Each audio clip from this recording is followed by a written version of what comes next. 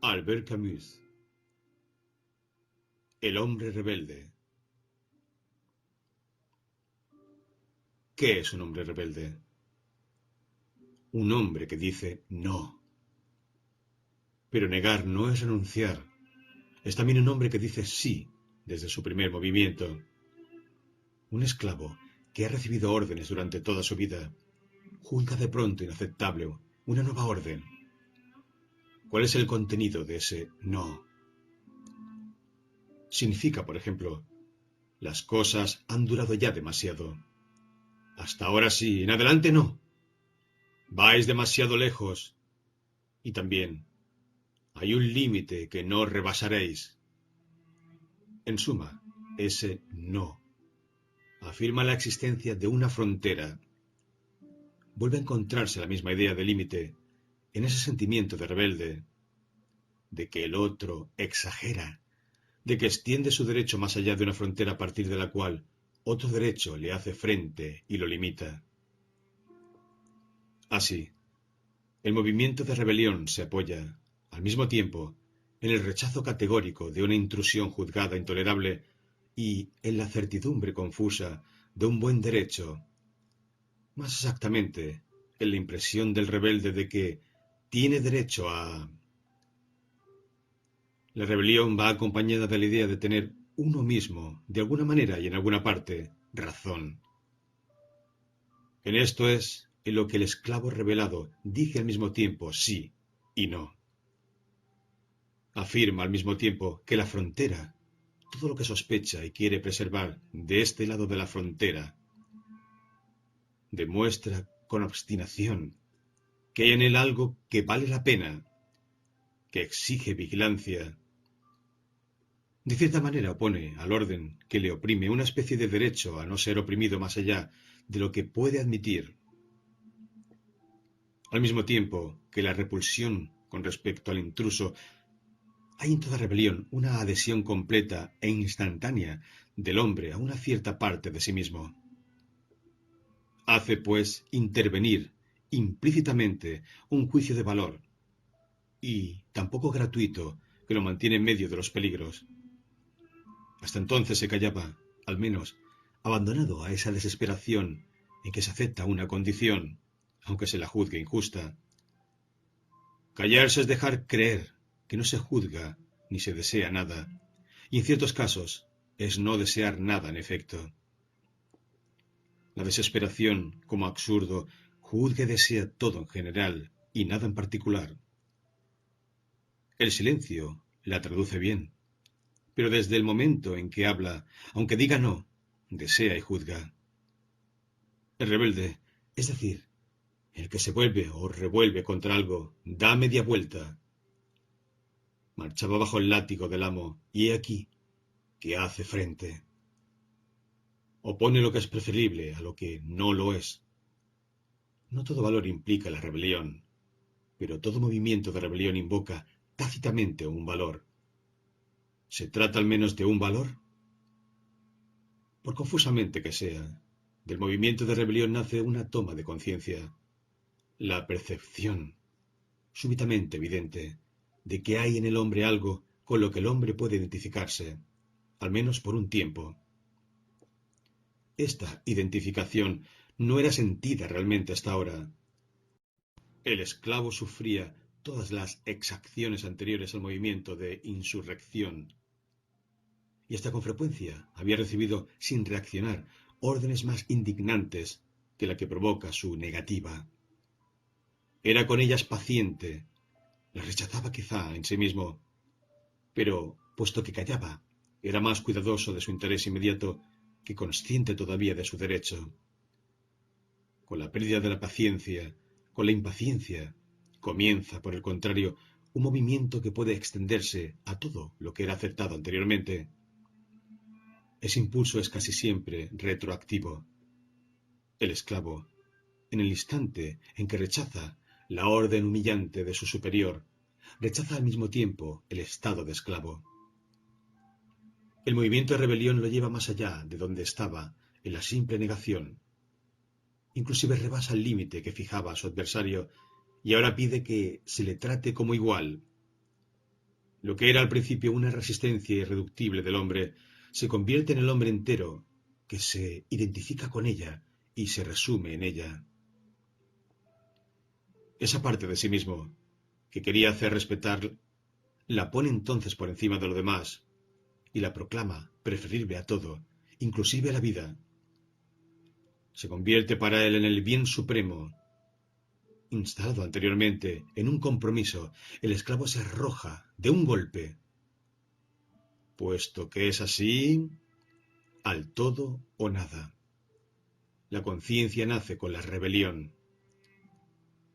Pero se ve que es conciencia al mismo tiempo de un todo, todavía bastante oscuro, y de una nada que enuncia la posibilidad de que se sacrifique el hombre a ese todo. El rebelde quiere serlo todo, identificarse totalmente con ese bien del que ha adquirido conciencia de pronto y que quiere que sea reconocido y saludado en su persona, o nada, es decir, encontrarse definitivamente postrado bajo la fuerza que le domina. En el límite, acepta la caída última, que es la muerte. Si debe ser privado de esa consagración exclusiva, que llamara, por ejemplo, su libertad. Antes morir de pie que vivir de rodillas. El valor, según los buenos autores, representa las más de las veces un paso del hecho al derecho, de lo deseado a lo deseable, en general por intermedio de lo comúnmente deseado. El paso al derecho queda manifiesto, según hemos visto, en la rebelión. Igualmente el paso del «sería necesario que eso fuese» al «quiero que eso sea». Pero más todavía quizá esa noción de la superación del individuo en un bien en adelante común. El surgimiento del todo o nada muestra que la rebelión, contrariamente a la opinión corriente, y aunque nazca en lo que el hombre tiene de más estrictamente individual, pone en tela de juicio la noción misma del individuo. Si el individuo, en efecto, acepta morir, y muere en la ocasión, en el movimiento de su rebelión, muestra con ello que se sacrifica en beneficio de un bien del que estima que sobrepasa su propio destino. Si prefiere la probabilidad de la muerte a la negación de ese derecho que defiende, es porque coloca a este último por encima de sí mismo. Actúa, pues, en nombre de un valor aún confuso, pero que él siente, al menos, como algo que comparte con todos los hombres. Se ve que la afirmación envuelta en todo acto de rebelión se extiende a algo que sobrepasa al individuo, en la medida en que lo saca de su supuesta soledad y le proporciona una razón de actuar. Pero importa observar, ya, que este valor preexistente a toda acción contradice las filosofías puramente históricas, en las cuales el valor es conquistado, si se conquista, al término de la acción. El análisis de la rebelión conduce, por lo menos, a la sospecha de que hay una naturaleza humana, como pensaban los griegos, y, contrariamente a los postulados del pensamiento contemporáneo. ¿Por qué rebelarse si no hay en uno nada permanente que conservar? El esclavo se alza por todas las exigencias al mismo tiempo cuando juzga que con tal orden se niega algo que hay en él y que no le pertenece a él solo, sino que constituye un espacio común en el cual todos los hombres, incluso el que le insulta y le oprime, tienen una comunidad dispuesta. Dos observaciones apoyarán este razonamiento. Se advertirá ante todo que el movimiento de rebelión no es, en su esencia, un movimiento egoísta. Puede haber sin duda determinaciones egoístas, pero la rebelión se hace tanto contra la mentira como contra la opresión. Además, a partir de esas determinaciones y en su impulso más profundo, el rebelde no preserva nada, puesto que lo pone todo en juego. Exige sin duda el respeto para sí mismo, que en la medida en que se identifica con una comunidad natural. Observemos, después, que la rebelión no nace solo ni forzosamente en el oprimido, sino que puede nacer también ante el espectáculo de la opresión de que otro es víctima. Hay, pues, en este caso, identificación con el otro individuo, y hay que precisar que no se trata de una identificación psicológica, subterfugio por el cual el individuo sentirá imaginativamente que es a él a quien se hace la ofensa. Puede suceder, por el contrario, que no se soporte ver cómo se infligen a otros ofensas que nosotros mismos hemos sufrido sin rebelarnos. Los suicidios de protesta en el presidio entre los terroristas rusos a cuyos camaradas se azotaba ilustran este gran movimiento. Tampoco se trata del sentimiento de la comunidad de intereses. Podemos encontrar indignante, en efecto, la injusticia impuesta a hombres que consideramos adversarios. Hay solamente identificación de destinos y toma de partido. El individuo no es, pues, por sí solo, el valor que él quiere defender. Para componerlo son necesarios por lo menos todos los hombres. En la rebelión el hombre se supera en sus semejantes y, desde este punto de vista, la solidaridad humana es metafísica. Simplemente no se trata por el momento sino de esa especie de solidaridad que nace de las cadenas. Todavía se puede precisar el aspecto positivo del valor presunto en toda rebelión, comparándolo con una noción enteramente negativa, como la del resentimiento, tal como la ha definido Schiller. En efecto, el movimiento de rebelión es más que un acto de reivindicación, en el sentido fuerte de la palabra. El resentimiento está definido muy bien por Schiller como una autointoxicación, la secreción nefasta en circuito cerrado de una impotencia prolongada.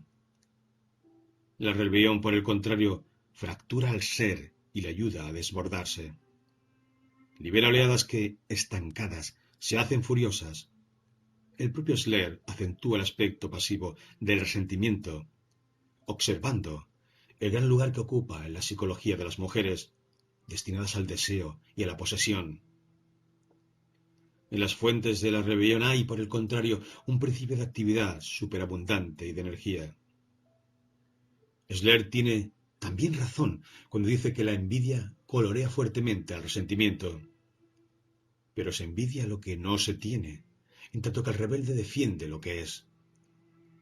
No reclama solamente un bien que no posee o del que le hayan privado.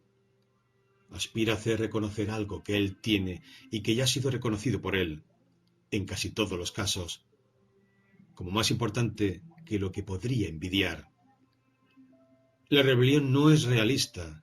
Según Schiller, el resentimiento se convierte en arribismo o en acritud, según crezca en un alma fuerte o débil. Pero en ambos casos se quiere ser lo que no se es. El resentimiento siempre es resentimiento contra sí mismo. El rebelde, por el contrario, en su primer movimiento, se niega a que se toque lo que él es. Lucha por la integridad de una gran parte de su ser. No trata, ante todo, de conquistar, sino de imponer.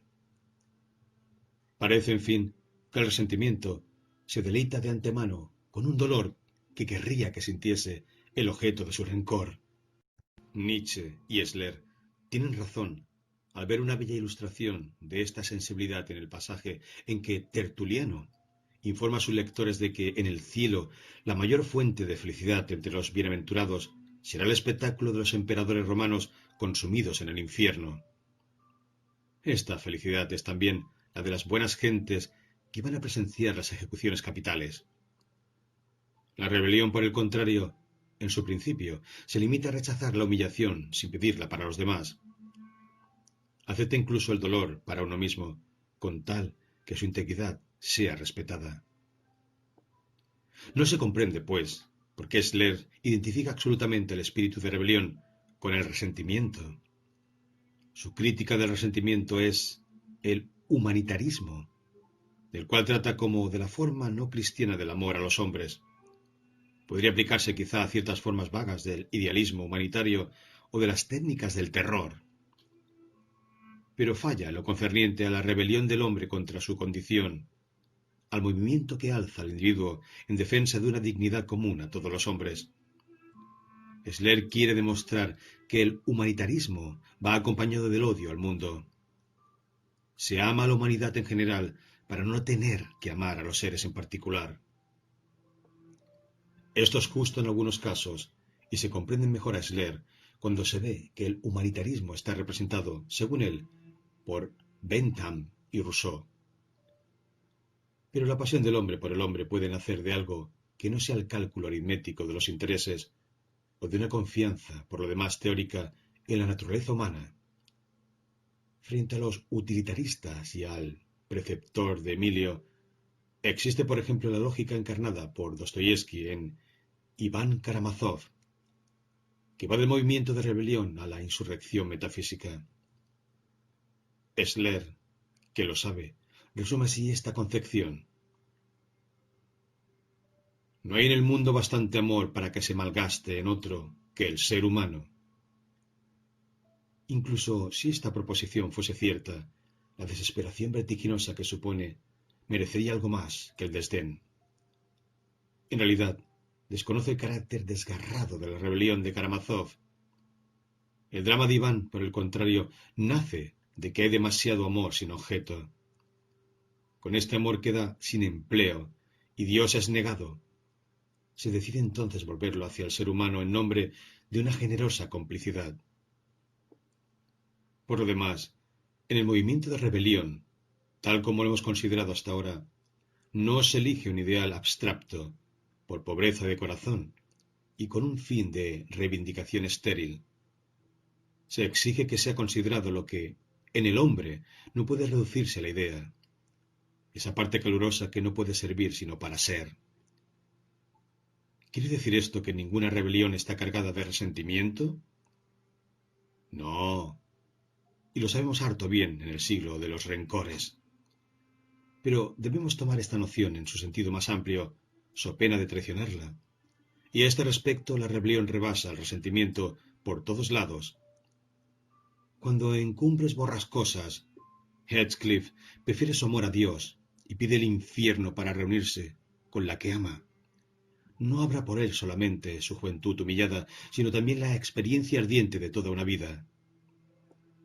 El mismo movimiento hace decir al maestro Eckhart, en un arrebato sorprendente de herejía, que prefiere el infierno con Jesús al cielo sin él. Es el movimiento mismo del amor. Contra Schiller nunca se insistirá demasiado en la afirmación apasionada que circula por el movimiento de rebelión y que lo distingue del resentimiento. Aparentemente negativa, puesto que nada crea, la rebelión es profundamente positiva, pues revela lo que hay que defender siempre en el hombre.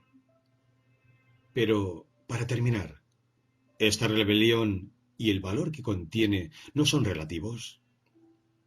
En efecto, con las épocas y las civilizaciones parecen cambiar las razones por las cuales el hombre se subleva.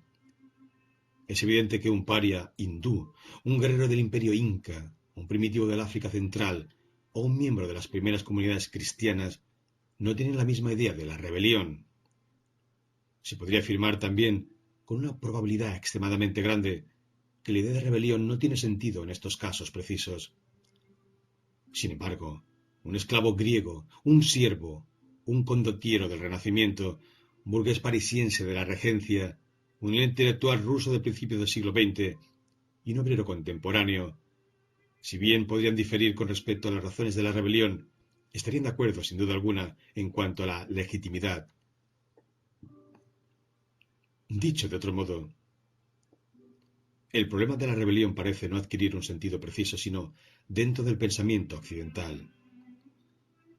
Se podría ser todavía más explícito observando con Schiller que el espíritu de rebelión se expresa difícilmente en las sociedades en que las desigualdades son muy grandes, régimen de las castas hindúes, o por el contrario, en las que la igualdad es absoluta, ciertas sociedades primitivas. En sociedad, el espíritu de rebelión no es posible sino en los grupos en que una igualdad teórica encumbre grandes desigualdades de hecho. El problema de la rebelión no tiene, pues, sentido sino dentro de nuestra sociedad occidental. Por lo tanto, se puede sentir la tentación de afirmar que es relativo al desarrollo del individualismo. Si las observaciones precedentes no nos hubiesen puesto en guardia contra esta conclusión. En efecto, Ateniéndonos a las evidencias, todo lo que se puede extraer de la observación de Schler es que, por la teoría de la libertad política, hay, en el seno de nuestras sociedades, un crecimiento en el hombre de la noción de hombre, y, por la práctica de esta misma libertad, la insatisfacción correspondiente. La libertad, de hecho, no ha aumentado proporcionalmente a la conciencia que el hombre ha adquirido de ella. De esta observación no se puede deducir sino esto. La rebelión es el acto del hombre informado que posee la conciencia de sus derechos. Pero nada nos permite decir que se trate solamente de los derechos del individuo. Al contrario, parece, por la solidaridad ya señalada, que se trata de una conciencia cada vez más amplia que la especie humana adquiere de sí misma a lo largo de su aventura. En realidad, el súbdito del Inca o el paria no se plantean el problema de la rebelión, porque ha sido resuelto para ellos en una tradición antes de que hubieran podido planteárselo, dado que la respuesta está en lo sagrado. Si en el mundo sagrado no se encuentra el problema de la rebelión, es porque en verdad no se encuentra en él ninguna problemática real, pues todas las respuestas han sido dadas de una vez. La metafísica está reemplazada por el mito. Ya no hay interrogaciones, no hay sino respuestas y comentarios eternos, que en tal caso pueden ser metafísicos. Pero antes de que el hombre entre en lo sagrado, y también para que entre en él, y desde que sale de él, y también para que salga, hay interrogación y rebelión. El hombre rebelde es el hombre situado antes o después de lo sagrado, y dedicado a reivindicar un orden humano en el que todas las respuestas sean humanas, es decir, razonablemente formuladas. Desde ese momento toda interrogación, toda palabra es rebelión, mientras que en el mundo de lo sagrado toda palabra es acción de gracias. Sería posible mostrar así que no puede haber para un espíritu humano sino dos universos posibles, el de lo sagrado, o de la gracia en lenguaje cristiano, y el de la rebelión.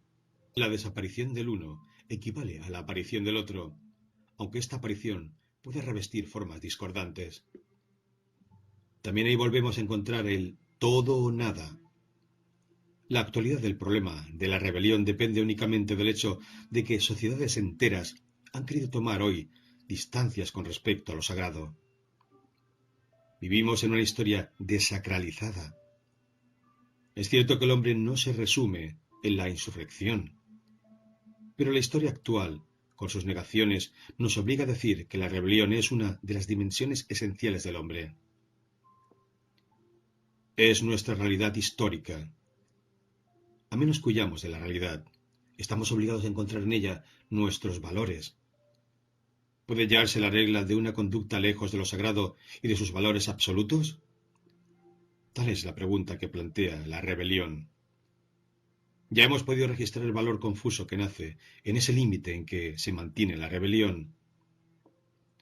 Ahora tenemos que preguntarnos si este valor vuelve a encontrarse en las formas contemporáneas del pensamiento y de la acción rebeldes. Y si se encuentra en ellos, tenemos también que precisar su contenido. Pero advirtámoslo antes de proseguir. El fundamento de ese valor es la rebelión misma. La solidaridad de los hombres se funda en el movimiento de rebelión, y éste a su vez no encuentra justificación más que en esa complicidad. Tendremos, por lo tanto, derecho a decir que toda rebelión que se autoriza a negar o a destruir esta solidaridad pierde por ello el nombre de rebelión y coincide en realidad con un consentimiento homicida. Del mismo modo, esta solidaridad, fuera de lo sagrado, solo adquiere vida al nivel de la rebelión. Se enuncia así el verdadero drama del pensamiento sublevado. Para ser, el hombre debe sublevarse, pero su rebelión debe respetar el límite que ella descubre en sí misma. Allí donde los hombres, al unirse, comienzan a ser. El pensamiento rebelde no puede, por lo tanto, prescindir de la memoria. Es una tensión perpetua. Al seguirlo sus obras y sus actos tendremos que decir, en cada caso, si permanece fiel a su nobleza primera o si, por cansancio y locura, la olvida al contrario, en una embriaguez de tiranía o de servidumbre. Entretanto, he aquí el primer progreso que el espíritu de rebelión hace realizar a una reflexión anteriormente imbuida de la absurdidad y de la aparente esterilidad del mundo. En la experiencia absurda, el sufrimiento es individual. A partir del movimiento de rebelión, tiene conciencia de ser colectivo. Es la aventura de todos. El primer progreso de un espíritu embargado de extrañeza consiste, por lo tanto, en reconocer que comparte esa extrañeza con todos los hombres y que la realidad humana, en su totalidad, sufre de esa distancia en relación consigo misma y con el mundo. El mal que experimentaba un solo hombre se convierte en una peste colectiva. En nuestra prueba cotidiana, la rebelión desempeña el mismo papel que el cogito en el orden del pensamiento. Es la primera evidencia. Pero esta evidencia saca al individuo de su soledad. Es un lugar común que funda en todos los hombres el primer valor. Yo me rebelo, luego somos. 2.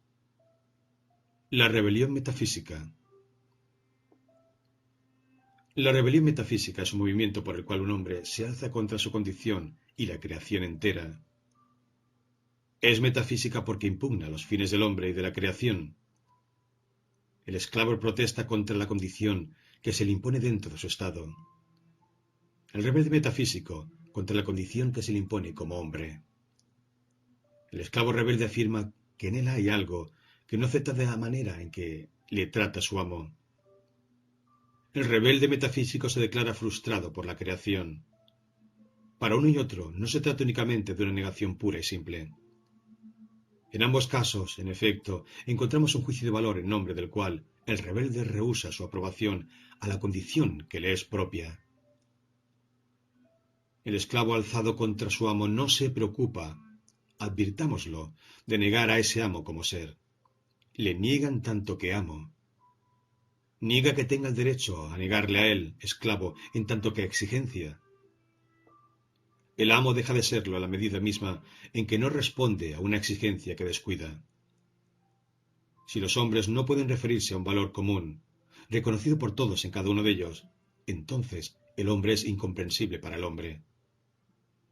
El rebelde exige que este valor sea claramente reconocido en él, porque sospecha o sabe que sin ese principio el desorden y el crimen reinarían en el mundo. El movimiento de rebelión aparece en él como una reivindicación de claridad y de unidad. La rebelión más elemental expresa, paradójicamente, la aspiración a un orden. Línea por línea, esta descripción se ajusta al rebelde metafísico. Este se alza sobre un mundo destrozado para reclamar la unidad. Opone el principio de justicia que hay en él al principio de injusticia que ve practicado en el mundo. Por lo tanto, no quiere primitivamente sino resolver esta contradicción, instaurar el reinado unitario de la justicia, si puede hacerlo, o de la injusticia, si se le lleva hasta el extremo. Entretanto, denuncia la contradicción. A protestar contra la condición en lo que ésta tiene de inconcluso, por la muerte, y de disperso, por el mal. La rebelión metafísica es la reivindicación motivada de una unidad dichosa contra el sufrimiento de vivir y de morir. Si la pena de muerte generalizada define la condición de los hombres, la rebelión en cierto sentido le es contemporánea. Al mismo tiempo que rechaza su condición mortal, el rebelde se niega a reconocer la potencia que le hace vivir en esa condición. El rebelde metafísico no es, pues, seguramente ateo, como podría creerse, pero es forzosamente blasfemo. Sencillamente, blasfema ante todo en nombre del orden, denunciando en Dios al Padre de la muerte y al supremo escándalo. Volvamos al esclavo, sublevado, para aclarar este punto. Este establecía en su protesta la existencia del amo contra el que se sublevaba, pero al mismo tiempo demostraba que dependía de él el poder de este último y afirmaba su propio poder. el de cuestionar continuamente la superioridad que le dominaba hasta entonces. A este respecto, amo y esclavo se hallan verdaderamente implicados en la misma historia. El reinado temporal del uno es tan relativo como la sumisión del otro. Ambas fuerzas se afirman alternativamente en el instante de la rebelión, hasta el momento en que se enfrentan para destruirse, desapareciendo entonces provisionalmente una de las dos. De la misma manera, si el rebelde metafísico se alza contra un poder cuya existencia afirma simultáneamente, no establece esa existencia sino en el instante mismo en que la impugna. Arrastra entonces a este ser superior a la misma aventura humillada del hombre, y su vano poder equivale a nuestra vana condición. Lo somete a nuestra fuerza de negación, lo inclina, a su vez, ante la parte del hombre que no se inclina. Lo integra por la fuerza en una existencia absurda con relación a nosotros. Lo saca, en fin, de su refugio intemporal para comprometerlo en la historia, muy lejos de una estabilidad eterna que no podría encontrar sino en el consentimiento unánime de los hombres. La rebelión afirma así que a su nivel toda existencia superior es por lo menos contradictoria. La historia de la rebelión metafísica no puede, pues, confundirse con la del ateísmo. Desde cierto punto de vista se confunde incluso con la historia contemporánea del sentimiento religioso. El rebelde desafía más que niega. Primitivamente, al menos, no suprime a Dios. Le habla simplemente de igual a igual. Pero no se trata de un diálogo cortés. Se trata de una polémica animada por el deseo de vencer. El esclavo comienza por reclamar justicia y termina deseando la realeza. Tiene que dominar a su vez. La sublevación contra la condición se ordena en una expedición desmesurada contra el cielo para traer de él a un rey prisionero, cuyo derrocamiento se pronunciará, en primer lugar, y a quien luego se condenará a muerte. La rebelión humana termina en revolución metafísica. Marcha del parecer al hacer, del dandy al revolucionario. Una vez derribado el trono de Dios, el rebelde reconocerá que esa justicia, ese orden, esa unidad que buscaba inútilmente en su condición, tiene ahora que crearlos con sus propias manos y con ello deberá justificar la caída divina. Entonces comenzará un esfuerzo desesperado para fundar, al precio del crimen, si es necesario, el imperio de los hombres. Esto no dejará de tener terribles consecuencias, solo algunas de las cuales conocemos aún. Pero estas consecuencias no se deben a la rebelión misma, o por lo menos no aparecen sino en la medida en que el rebelde olvida sus orígenes, se cansa de la dura tensión entre el sí y el no, y se entrega por fin a la negación de todo o a la sumisión total. La insurrección metafísica nos ofrece, en su primer movimiento, el mismo contenido positivo que la rebelión del esclavo. Nuestra tarea consistirá en examinar en qué se convierte ese contenido de la rebelión en las obras que la reivindican y en decir a dónde lleva la infidelidad y la fidelidad del rebelde en sus orígenes.